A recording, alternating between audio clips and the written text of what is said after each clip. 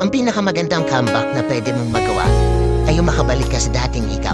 Yung version ng sarili mo na buo, yung ganado, yung masaya. Sa ngayon akala mo imposible, pero habang tumatagal yung panahon na nakabitaw ka na at malaya sa kanya, unti-unti mo nang napupulot yung piraso ng puso mo na binasag ng ibang tao.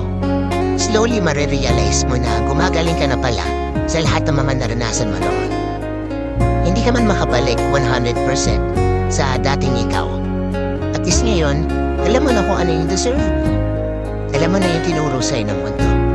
Tapos, sa dulo nito, masasabi mo na lang sa sarili mo na, pwede pala, buti na lang bumitaw ka.